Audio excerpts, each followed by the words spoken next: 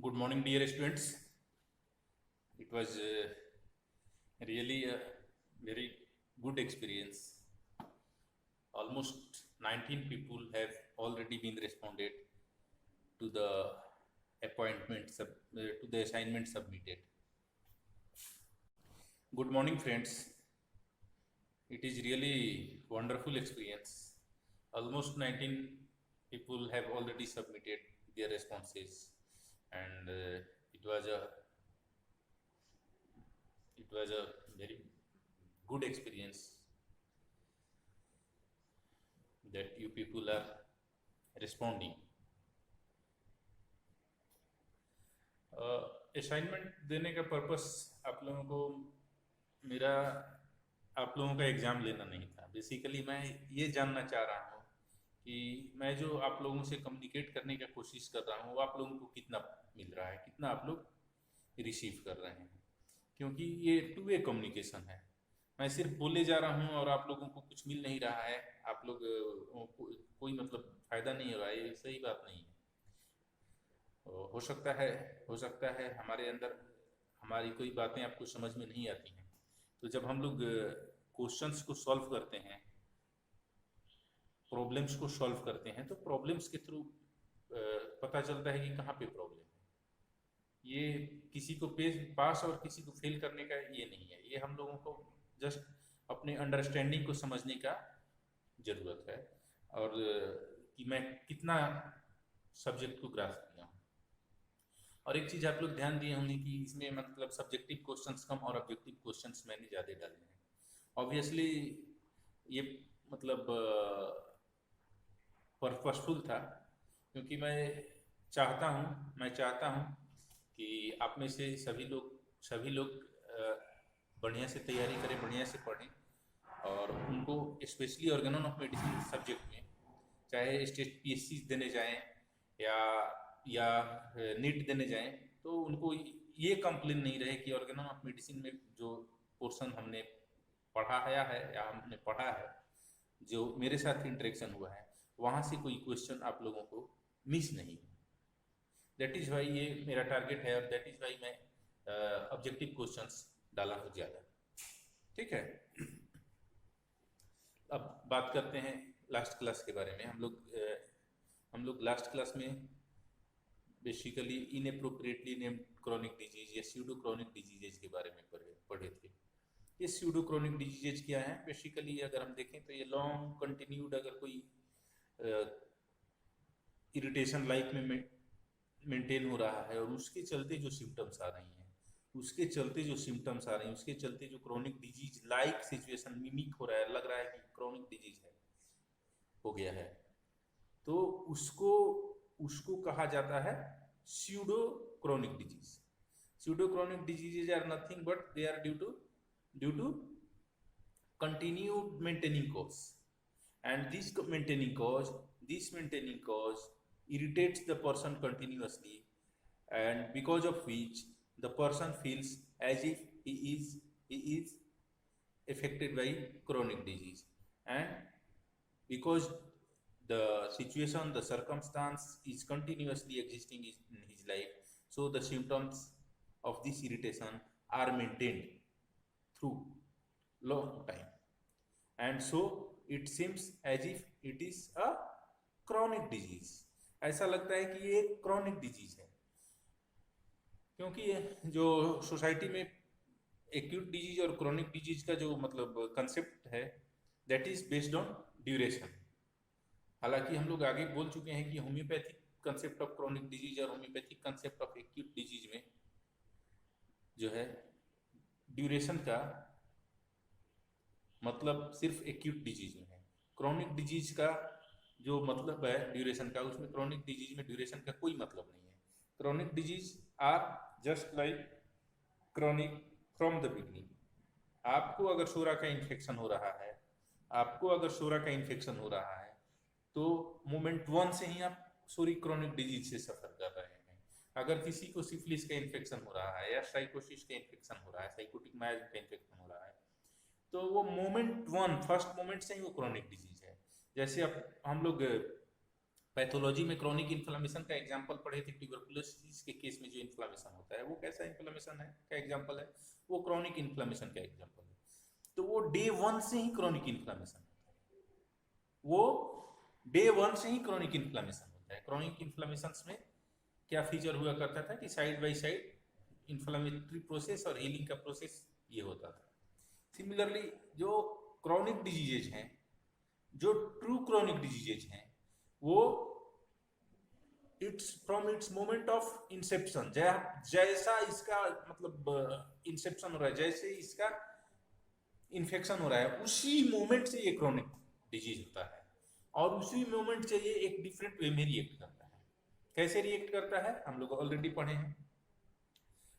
तो last few days में, last 2-3 दिनों में हमने एक्यूट 71 में पढ़ा था 3 पॉइंट्स, 72 से हमने एक्यूट डिजीजेज के और क्रॉनिक डिजीजेज का सर्वे किया एंड 73 में एक्यूट डिजीज के बारे में पढ़ा। 74, 75, 76 was regarding artificial chronic disease and 77 was pseudo chronic disease. तो इतना तो पढ़ लिए। तब ऑब्वियसली हैनिमैनियन कंसेप्ट के अनुसार अब हम लोग जो पढ़ने जा रहे हैं वो क्या है, वो है अब ट्रू क्रॉनिक डिजीज। ये है ट्रू क्रॉनिक डिजीज, ठीक है। तो ये अब हम लोग पढ़ने जा रहे हैं ट्रू क्रॉनिक डिजीज के बारे में और ये शुरुआत हो रहा है ऑब्वियसली 77 हम लोगों ने कल पढ़ा था जहां पे स्यूडो क्रॉनिक डिजीज के बारे में पढ़ा था। तो अब ये ट्रू क्रॉनिक डिजीज का जो शुरुआत है, ये ट्रू क्रॉनिक डिजीज का शुरुआत जो है ये कहां से शुरू हो रहा है, ये नेक्स्ट एफोरिज्म से शुरू हो रहा है। ये एफोरिज्म 78 से शुरू हो रहा है, ठीक है। तो एफोरिज्म 78 से ट्रू क्रॉनिक डिजीज के बारे में बात किया जा रहा है ये। और एफोरिज्म 78, एफोरिज्म 79, एफोरिज्म 80, एफोरिज्म 81, यहां तक हम लोग ट्रू क्रॉनिक डिजीजेज के बारे में बात करेंगे। 78, 79, 80 एंड 81, ये जो एफोरिज्म्स है यहाँ पे हम लोग ट्रू क्रॉनिक डिजीज के बारे में बात करेंगे, या कहिए ट्रू नेचुरल क्रॉनिक डिजीज, इसको आप कह सकते हैं ट्रू नेचुरल क्रॉनिक डिजीज, क्योंकि इसके आगे जो हम लोग पढ़े थे वो आर्टिफिशियल क्रॉनिक डिजीज था। उसके आगे जो पढ़े थे हम लोग वो क्या था, उसके बाद हम लोग पढ़े थे वो स्यूडो क्रॉनिक डिजीज था, that was pseudo chronic disease. तो स्यूडो क्रॉनिक डिजीज था जो हम लोगों ने 77 में पढ़ा। अब जो ट्रू नेचुरल क्रॉनिक डिजीज है, ट्रू नेचुरल क्रॉनिक डिजीज, अब हम लोग शुरू कर रहे हैं वास्तव में जो natural chronic disease, true chronic disease है उसका सर्वे शुरू कर रहे हैं। और एफोरिज्म 78, 79, 80, 81 में ये फर्स्ट टाइम हम लोग ट्रू नेचुरल क्रॉनिक डिजीज के बारे में हम लोग पढ़ रहे हैं। अगर हम लोग एफोरिज्म 78 को देख रहे हैं तो यहाँ पे सीधा लिखा जा रहा है कि true natural chronic diseases are arised by chronic miasm. तो ये जो ट्रू नेचुरल क्रॉनिक डिजीज है इसका कॉजेशन क्या है, इसका कॉजेशन है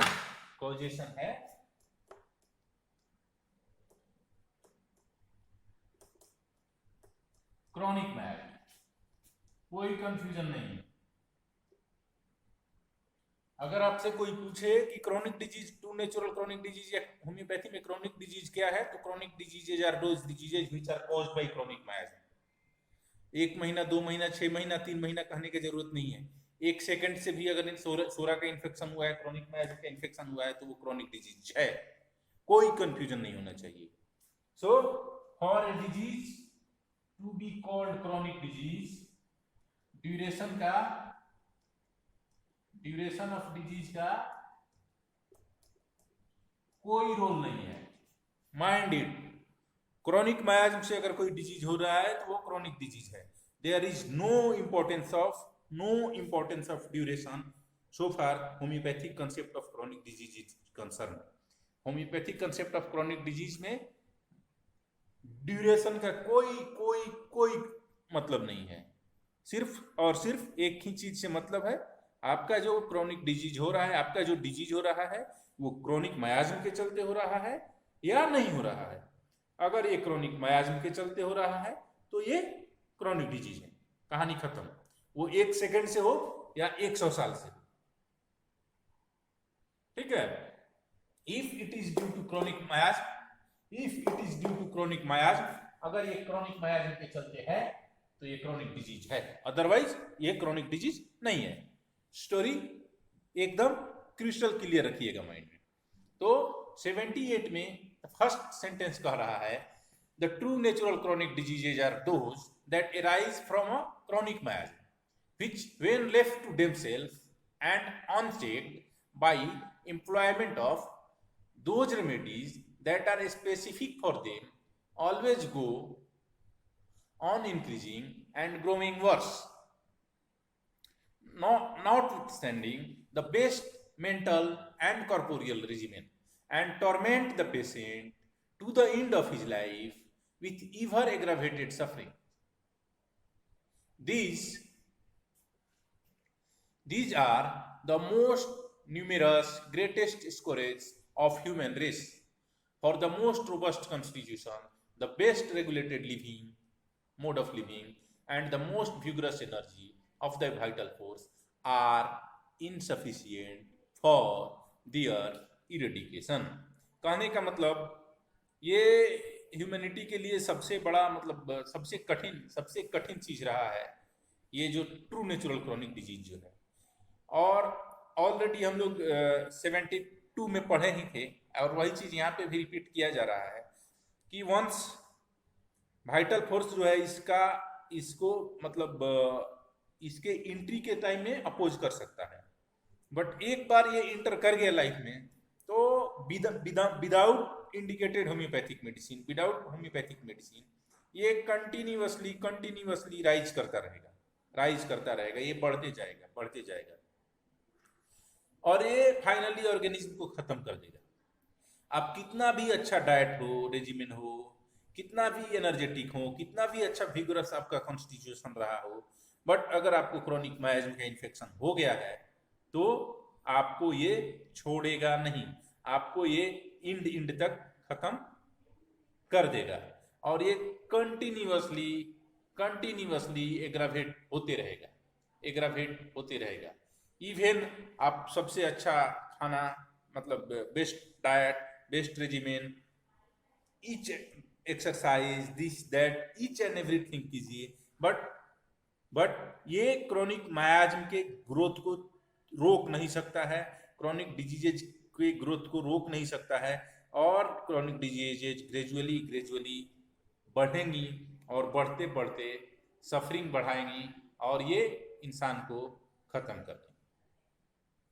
ध्यान देने वाली बात है कि एफोरिज्म 72 में जब हम लोग पढ़े थे तो वहां लास्ट लाइन था ये chronic diseases are caused by infection of chronic miasm. अब आप 78 के फुटनोट में आइएगा तो 78 के फुटनोट में लिखा हुआ है, स्पष्ट रूप से लिखा हुआ है कि ये डिजीजेज जो है ये आइदर इन्फेक्शन और इनहेरिटेंस से मिलती हैं। आप लोग इस लाइन को अपने बुक में अंडरलाइन कर दीजिए या हाईलाइट कर दीजिए। जस्ट मैं वो फुटनोट पढ़ रहा हूं जो कि 6th एडिशन में जोड़ा गया था। During the flourishing years of youth and with the commencement of regular menstruation joined to a mode of life beneficial to soul, heart and body, they remain unrecognized for years। जब मतलब organism young होता है तो वो latent stage में होती हैं, but जैसे जैसे लाइफ प्रोसेस बढ़ते जाता है और तरह तरह की सीरियस टेंशन्स आती हैं, एक्सपोजर्स आती हैं लाइफ में, तो उसके इन्फ्लुएंस में ये अपने आप को प्रेजेंट करना शुरू करता है। और इसी में नेक्स्ट लाइन में अगर आप पढ़िएगा, those afflicted appears in perfect health to their relatives and acquaintances and the diseases that was received, underline कीजिएगा, the diseases that was received by infection और इनहेरिटेंस। इन्फेक्शन और इनहेरिटेंस दोनों क्लियर कर दे रहे हैं। ऐसा नहीं है कि क्रॉनिक मायाज्म के सिर्फ इन्फेक्शन से ही, ये इनहेरिटेंस से भी आपको क्रॉनिक डिजीज हो सकता है। यहाँ पे एकदम कोई कोई कोई कंफ्यूजन नहीं होना चाहिए, एकदम क्रिस्टल क्लियर होना चाहिए। हैनीमैन ने इस बात को एकदम स्पष्ट रूप से लिखा है कि क्रॉनिक मायाज्म सिर्फ इन्फेक्शन से ही नहीं, ये इनहेरिटेंस से भी मिल सकता है।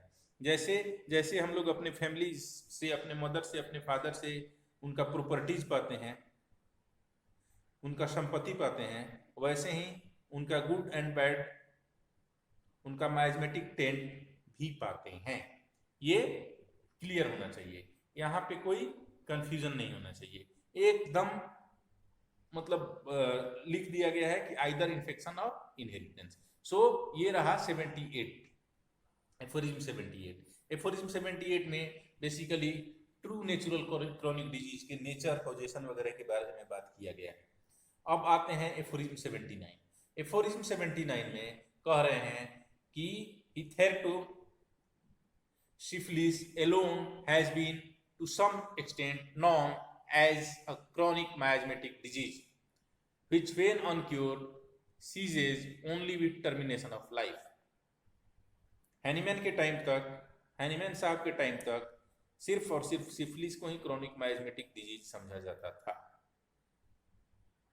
जिसका अगर ट्रीटमेंट नहीं किया गया, जिसको क्योर नहीं किया गया, तो ये ऑर्गेनिज्म को ले के डूबता था, खत्म कर देता था।